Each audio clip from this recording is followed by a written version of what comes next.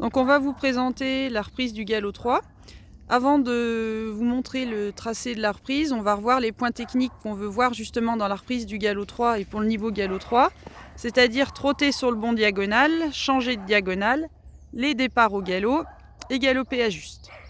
Donc trotter sur le bon diagonal, il s'agit d'essayer de se lever en même temps que l'antérieur qui est contre la barrière. C'est-à-dire quand l'antérieur qui est contre la barrière se lève, quand vous voyez que l'épaule du cheval qui est contre la barrière se lève, il faut qu'à ce moment-là, vous soyez debout sur les étriers, c'est-à-dire les fesses en l'air.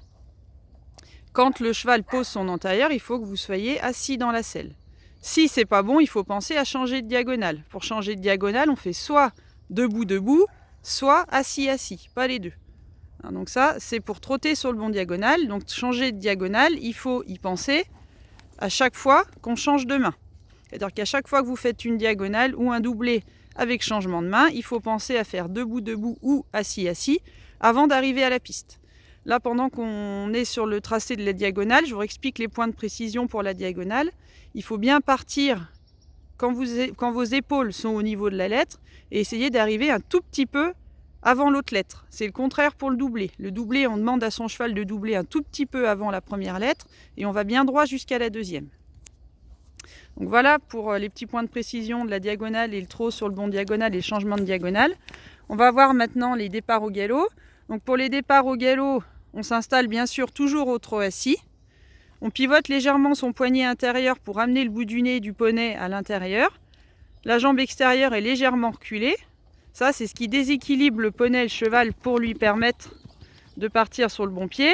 Et ce qui déclenche le départ au galop, c'est bien le bassin et la jambe intérieure. On ne déclenche pas le galop en agissant avec la jambe extérieure reculée, puisque la jambe extérieure, quand elle agit en arrière de la sangle, elle décale les hanches à l'intérieur. Elle sert simplement à déséquilibrer le cheval pour l'inciter à partir sur le bon pied. Donc pour partir au galop, bout du nez du cheval à l'intérieur, jambe extérieure reculée. Quand on est prêt, on agit avec le bassin, jambe intérieure à la sangle et galop.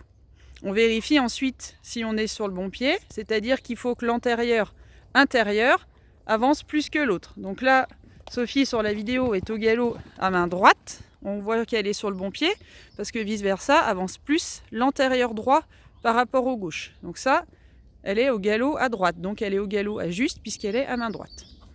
Donc voilà pour les petits points techniques. On va maintenant vous présenter la reprise.